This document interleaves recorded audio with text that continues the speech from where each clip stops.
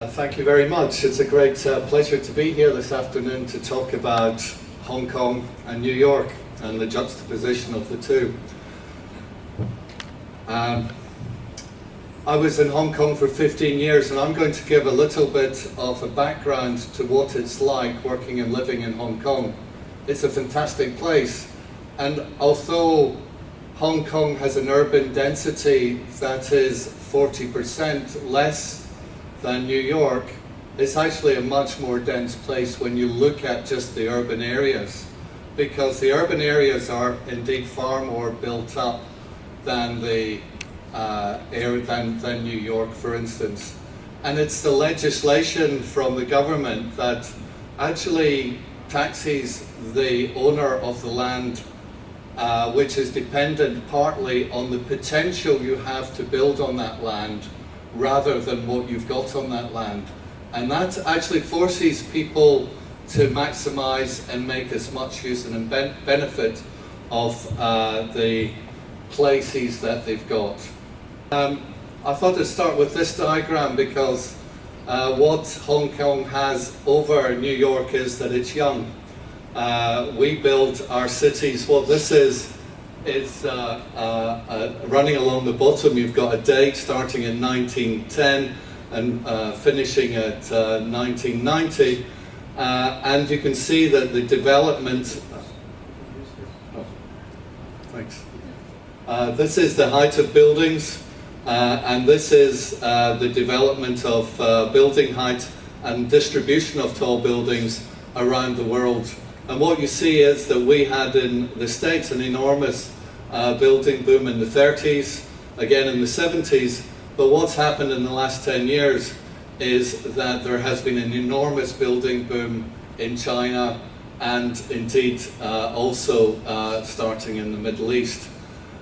When you're building a subway system based on today's understandings of subway systems, it's quite different to the subway systems that we built in the 1910s.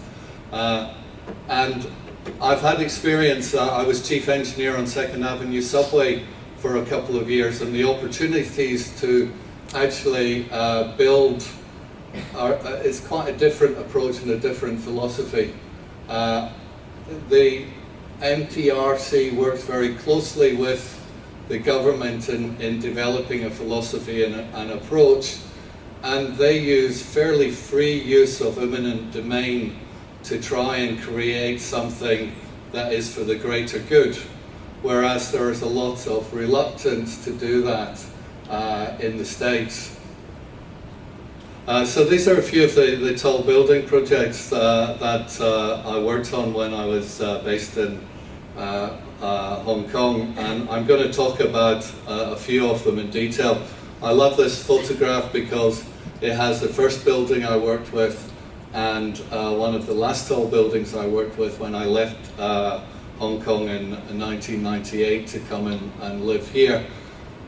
Things happen very quickly in Hong Kong, but it is also quite bureaucratic. Designers and engineers have to submit drawings that are checked by other engineers before anything starts construction, but when they start construction, things actually move incredibly fast. And there is a kind of a commitment from owners and developers not only to build to maximize the return, but they actually associate a lot of value in the type of developments that you build. So high quality, high design projects actually attract higher rents. And developers are well aware of this and will use the quality of their buildings to actually try and attract tenants. This is an example of, this is a 70-story Chong Kong Centre. One of the things that Hong Kong also has a similarity with New York is that people love to live in buildings where you can see open space. So it's not surprising that around Central Park, these are some of the most expensive apartments. Hong Kong has an advantage over New York in as much as There is so much open space, a lot of it is green, and you look out many windows and you see this wonderful green vista that actually wends its way through the city itself. Another thing that happens in Hong Kong is that there is a big focus on innovation in design. People want to do things differently. Now, when we're working overseas, like when we're working with KPF on projects overseas, that's very much the focus of what we try and do. But when we're in New York City, we tend to hold back a bit, do things that have been done before, and are quite reserved in how we approach design. And perhaps there is a lesson to be learned that maybe a dialogue with the unions to be able to do things that are different or innovative would help us achieve better and more design. The quality of the design extends beyond the building footprints, and the developers are encouraged to link their buildings into walkways and an urban plane that exists above the road level. This is a development, this is a Cheung Kong footbridge that essentially connects the building of the Cheung Kong Centre to the adjacent areas, and people are very interested in connectivity, pedestrian routes, taking people away from the roads, and that last development by MTRC is just quite incredible. When you arrive in Hong Kong, you arrive at the Hong Kong airport. I have to show this because this is a picture of me, one of the best airports in the world.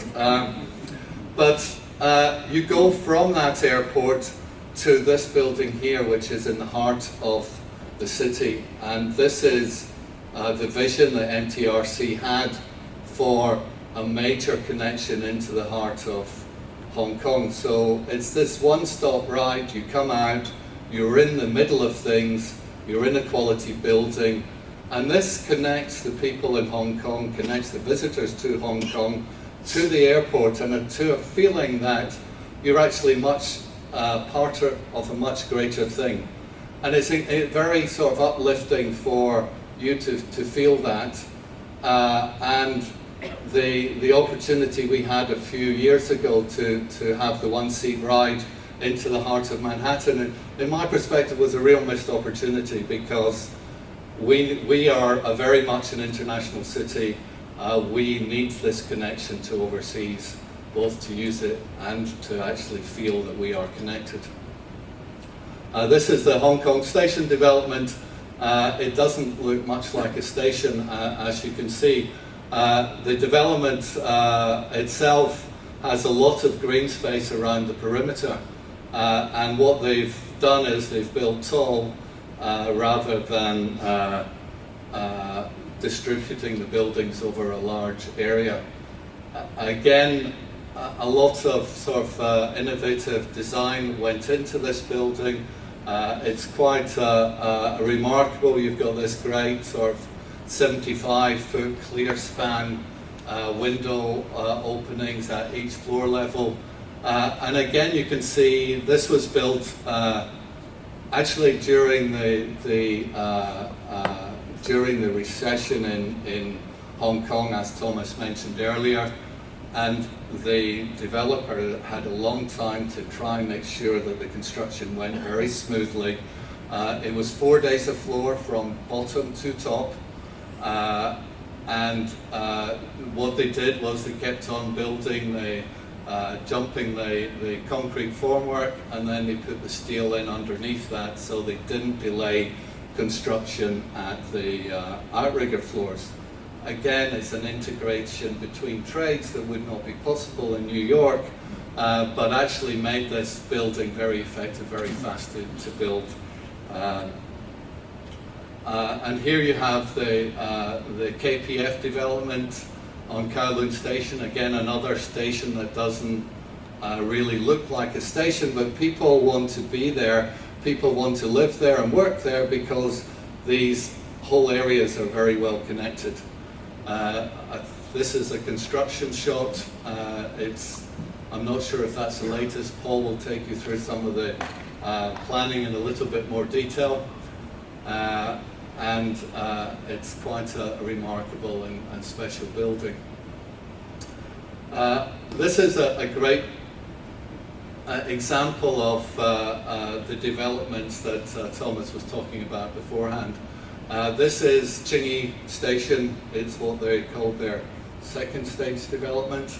And here you've got some 50-story towers existing above a transfer plate. Below that you have a shopping centre. Below that you have the MTRC station. Below that you have a bus terminal and bus station. Everything is very interconnected, so you don't have to go to any of this through your transit journey, but you can if you want to. And here you can see the major highway running past it. And the picture Thomas showed, none of the developments in the surrounding area were actually being built. But everyone is attracted to the connection to the rest of Hong Kong. And what the MTRC does when it's got a station, people want to live close. They want to be connected. And you can see these developments that are outside MTRC land, but they're connected in by footbridges. This is an acoustic canopy, so they're trying to protect people from the noise that you get. So, you know, there's examples there for the West Side Highway, but a very integrated development. And I don't know what's happened here. This basically shows the first kind of Chinwan depot, which was one of the first early depots. We lost that. Just try and go back.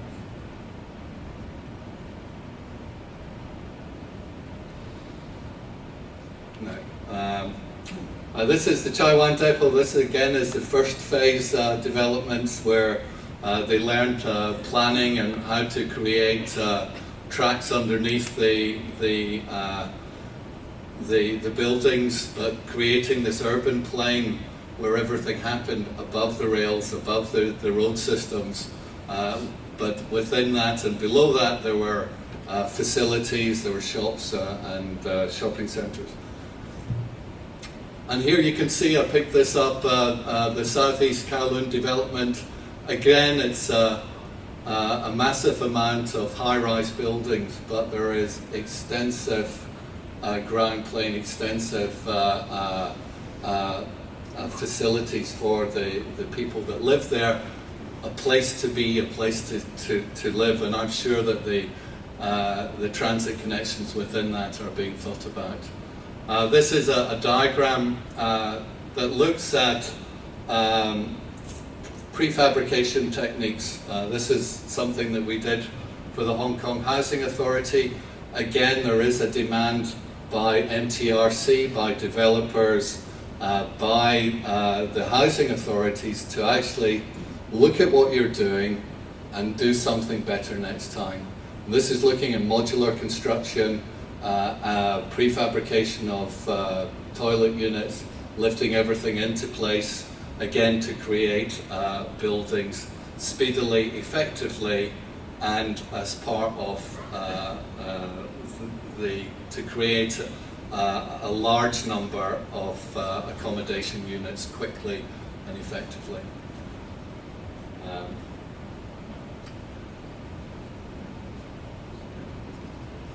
And it can go that fast. Not quite fast enough for my talk. Lastly, I wanted to talk a little bit about the Council and Tall Buildings and Urban Habitat. I hope you're all members. We have some great journals, great materials, particularly if you're interested in tall buildings and the urban habitat. Last month's journal featured KPF and their super tall tower in Shanghai. We have some we had a big conference in Dubai last year with 1,000 attendees. We're having our next conference will be in Mumbai where we're just looking at the issues of sustainable urban planning. We're looking at it in Mumbai because they have this density issue. They have great density, they have no high-rise, and they're trying to figure out where they're going to go to create density, open space, high-rise construction. I'm going to hand over to next. Thank you very much.